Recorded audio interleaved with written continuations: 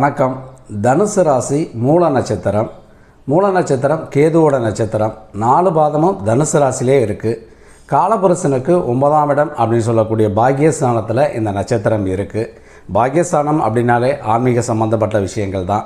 இதில் கேது ஞானத்தை கொடுக்கக்கூடிய ஒருவர். உங்களுக்கு பிறவிலே பார்த்திங்கன்னா நல்ல ஞானம் அப்படிங்கிறதெல்லாம் இருக்கும். ஆன்மீகத்தில் மிக உயர்ந்த ஒரு நிலைக்கு போகக்கூடிய ஒரு நட்சத்திரம் தான். சரி, இதெல்லாம் இருக்கட்டும். சுய வாழ்க்கையில் எப்படி இருக்கும் அப்படின்னு பார்த்தோம் அப்படின்னா, இந்த மூல நட்சத்திரம் ஆஞ்சநேயரோட நட்சத்திரம் அப்படின்னு சொல்லக்கூடியது. ஆஞ்சநேயரே பார்த்திங்க அப்படின்னா நல்லா பயன்படுத்திக்குவாங்க. இப்போ ராமர் சண்டைக்கெல்லாம் அவரை கூப்பிட்டு போயிட்டார். அவருக்கு ஒரு கல்யாணத்தை பண்ணி வைக்கணும் அப்படின்னு அவரும் நினைக்கலை.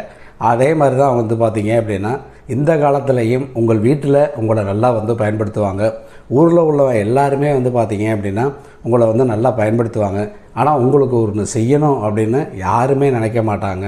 அந்தளவுக்கு சுயநலமாக இருக்கிற இந்த உலகத்தில் நீங்கள் பொதுநலமாக இருக்கிறது தான் உங்களுக்கு மிகப்பெரிய ஒரு பிரச்சனையாக இருக்கும். அதிகபட்சம் பார்த்திங்கன்னா திருமண வாழ்க்கையில் உங்களுக்கு பிடிக்கவே பிடிக்காது. அதாவது நீங்கள் ரொம்ப எதிர்பார்ப்பீங்க.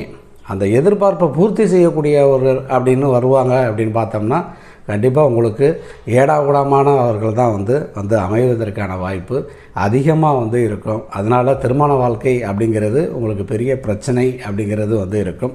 மூல நட்சத்திரத்தை பொறுத்தவரையும் அவங்க தனக்குன்னு வேலை செய்ய மாட்டாங்க. அவங்களுக்கு தன்னுடைய வேலை அப்படின்னு பார்த்தீங்க அப்படின்னா அப்படியே சோம்பேறியாக இருந்துருவாங்க. அடுத்தவங்களுக்குன்னா ஓடி ஓடி உழைக்கக்கூடிய ஒரு நட்சத்திரமாக தான் இது இருக்குது. இதை நீங்கள் மாற்றுங்க. உங்களுக்குன்னு நீங்கள் என்ன பண்ணணும் அப்படின்னா உழைங்க. அப்போ தான் நீங்கள் முன்னேறுவதற்கான வாய்ப்பு அதிகமாக இருக்கும். பொதுவாக ஜாதகத்தில் இந்த தசா அப்படிங்கிறது மிக முக்கியமான பங்கு வகிக்கும். உங்களுக்கு பிறப்பிலே பார்த்திங்கன்னா கேது தசா ஆரம்பிச்சிடும். அது அதிகபட்சம் பார்த்திங்க அப்படின்னா ஒரு 7 வருஷத்துக்குள்ளே இருக்கிறதுனால ஒரு மெயின் தசா அப்படின்னு பார்க்கும்போது பார்த்திங்கன்னா சுக்கிர தசா இருக்கும். அப்போ அந்த சுக்கிரன் நல்லா இருக்கணும். ஏன்னா உங்களுக்கு 6க்கு 11க்கு உடையவன்.